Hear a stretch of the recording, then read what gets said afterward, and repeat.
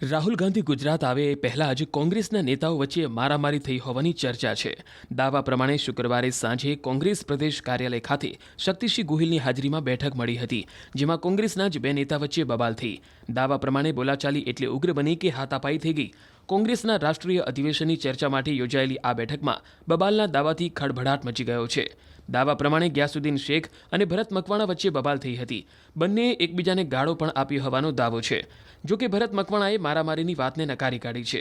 જોકે નાના મોટા મતભેદો બન્યા કરે એવું કહીને કંઈક બન્યું હોવાના સંકેત પણ આપ્યો.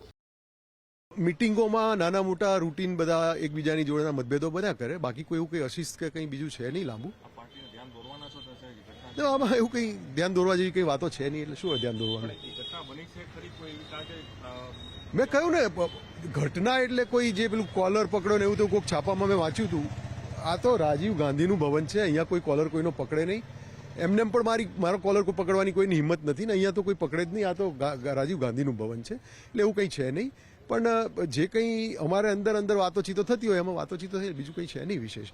બીજું કંઈક પૈસાનું તમે કહો છો, પૈસા તો ચૂંટણીમાં બધે જે કંઈ અમારે હિસાબો કરવાના હતા હિસાબો કરીને પૈસા ચૂકવીને જ છૂટા પડેલા છે, એટલે એવું કંઈ પણ નથી. જે રીતે માહિતી મળી રહી છે કોંગ્રેસ પાર્ટી તરફથી, તેની અંદર ગત મોડી સાંજે એક બેઠક મળી હતી. એ બેઠકની અંદર જે રાષ્ટ્રીય અધિવેશન ગુજરાતમાં થવા જઈ રહ્યું છે તેને લઈને તમામ જે સિનિયર નેતાઓ છે તેઓને તબક્કાવાર અલગ અલગ જે જવાબદારી સોંપાઈ છે તેને અંતર્ગત આ બેઠક છે તે યોજાઈ હતી.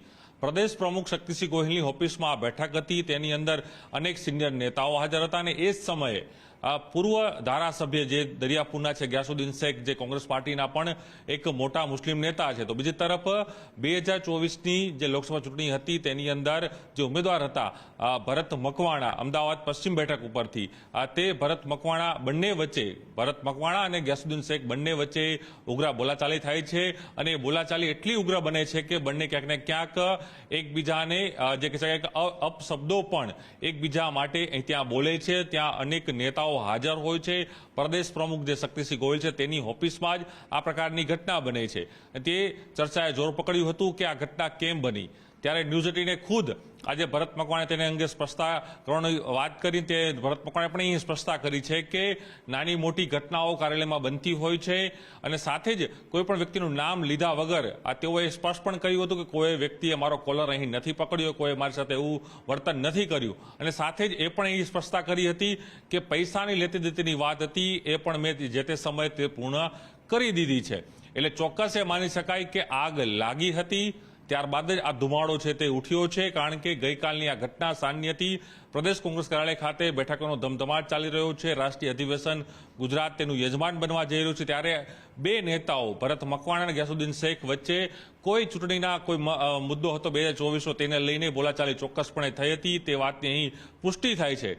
પરંતુ સાથે એ પણ અહીં સ્પષ્ટ થઈ રહ્યું છે જે રીતે કોંગ્રેસ કાર્યાલયના જે કહી શકાય કે લોકો કહી રહ્યા છે કે એ ઝઘડો એટલો ઉગ્ર બન્યો હતો કે એકબીજા વચ્ચે ક્યાંક ને ક્યાંક એકબીજાનો કોલર છે તે પકડવાની પણ ક્યાંક જે કોશિશ થઈ હતી તે પ્રકારની પણ ઘટના બની હતી. બીજા અન્ય જે નેતાઓ હાજર હતા એ નેતાઓની મધ્યસ્થી બાદ એ બંને લોકોને અલગ કરી દેવામાં આવ્યા હતા અને ગ્યાસુદ્દીન શેખ છે અને જે ભરત મકવાણા તેને દૂર કરી દેવામાં આવ્યા હતા. પરંતુ આજે પણ ભરત મકવાણા એ વાતની સ્પષ્ટતા કરી ન્યૂઝ 18 ઉપર ચોખ્ખું બોલ્યા છે કે નાની મોટી ઘટનાઓ બને છે, એટલે ઘટના ચોક્કસપણે કાર્યાલય ઉપર બની હતી. બીજી વાત એ પણ કરી કે કોઈ મારો કોલર નથી પકડ્યો, કોલર મારો પકડવાની કોઈની હિંમત નથી. એટલે એ પણ વાત અહીં સ્પષ્ટ થાય છે કે કોઈ ઘટના બની છે, તેની અંદર વાત ઉગ્ર બોલાચાલી સુધી પહોંચી હતી. એ પણ અહીં સ્પષ્ટ થાય છે.